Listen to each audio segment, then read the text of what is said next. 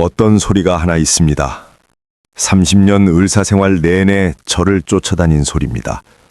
그것은 갓 태어난 아기의 우렁찬 울음소리도 아니고 중환자실의 규칙적인 인공호흡기 소리도 아닙니다.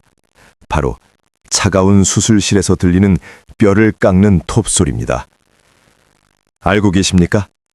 지금 이 순간에도 전 세계에서 20초마다 한 명씩 당뇨병 때문에 다리를 절단하고 있다는 사실을요. 20초.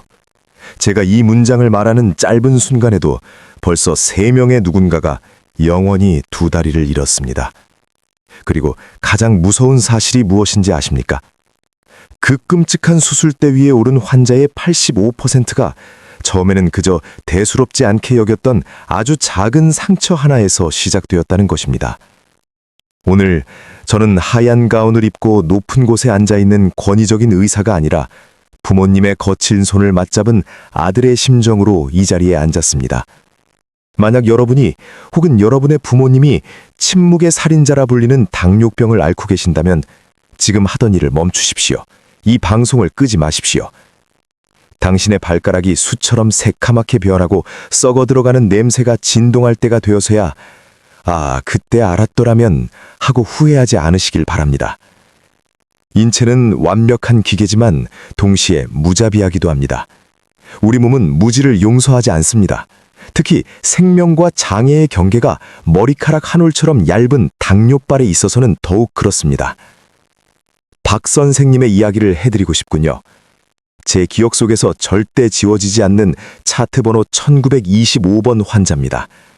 이건 교과서에 나오는 예시가 아닙니다. 제가 직접 치료했고 제 가슴에 가장 큰 응어리로 남은 실제 환자의 이야기입니다. 박 선생님은 서울 강남에 사시는 68세의 점잖은 분이셨습니다. 성공한 삶을 사셨고 누구보다 인생을 즐기셨죠. 당뇨병을 앓은 지 12년이 되었지만 늘 자신만만하셨습니다.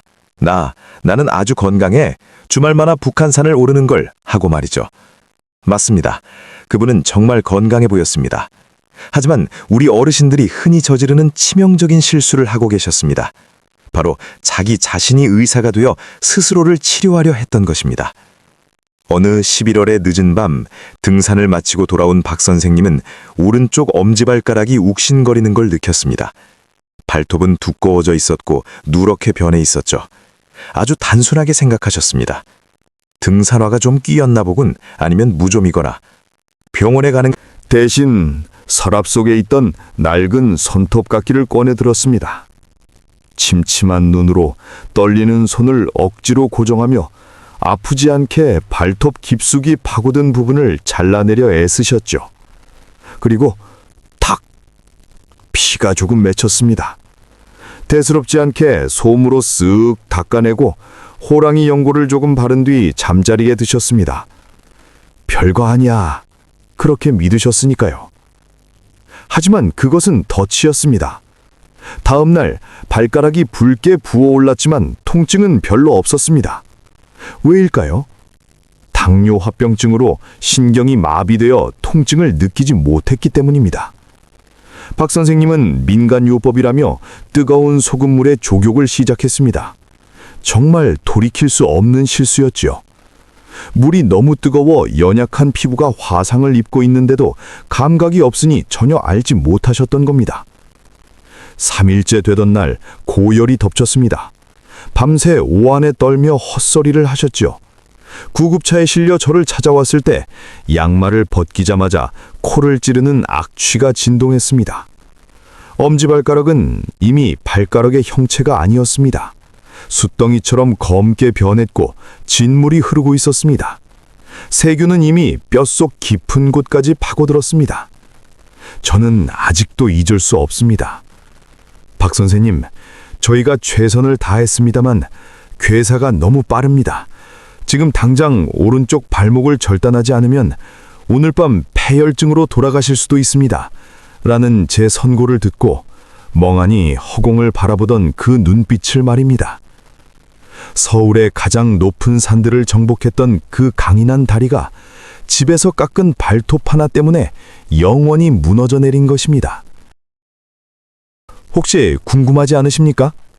왜 일반인은 손을 베어도 금방 낫는데 당뇨 환자는 작은 상처에도 살이 썩어 들어가는지 말입니다. 아주 쉽게 설명해 드리겠습니다. 여러분의 혈관을 고속도로라고 상상해 보십시오. 건강한 사람의 피는 맑은 계곡물처럼 빠르게 흐릅니다. 하지만 혈당이 높으면 혈액은 끈적끈적한 시럽이나 꿀처럼 변해버립니다. 좁은 빨대로 꿀을 빤다고 생각해 보세요. 꽉 막혀서 도무지 흐르질 않겠죠. 발은 심장에서 가장 먼 곳입니다. 피가 시럽처럼 변하면 발가락끼까지 영양분을 싣고 갈 수가 없습니다. 발에 난 상처는 굶어 죽어갑니다. 산소도 없고 무엇보다 세균과 싸워줄 백혈구 군대가 도착할 수 없는 겁니다. 게다가 높은 혈당은 신개미떼처럼 신경을 갉아먹습니다. 녹슨 못을 밟아도 뜨거운 물에 데어도 뇌는 아프다는 신호를 보내지 않습니다.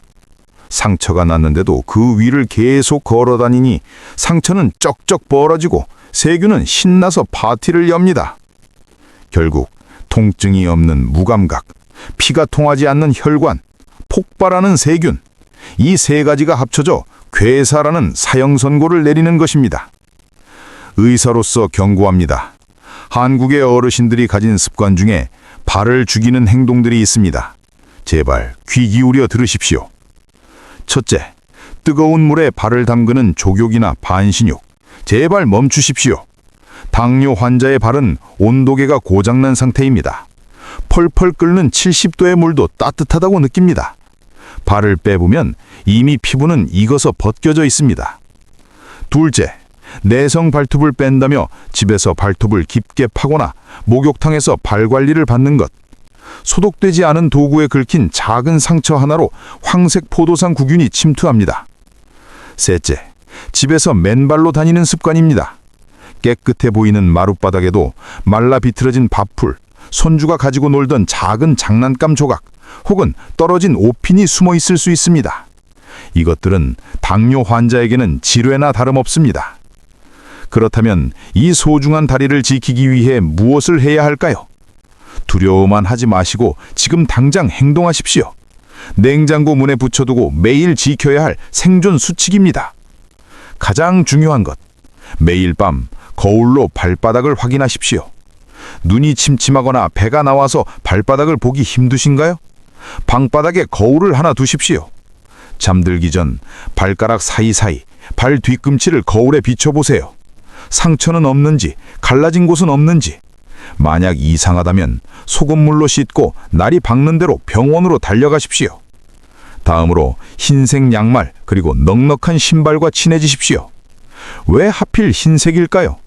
발에서 피나 고름이 나도 통증을 못 느낄 때 양말에 묻은 얼룩을 보고 바로 알 수 있기 때문입니다. 그리고 신발을 신기 전에는 반드시 신발을 거꾸로 들고 탁탁 털어주십시오. 안에 숨어있는 작은 돌멩이를 빼내야 합니다.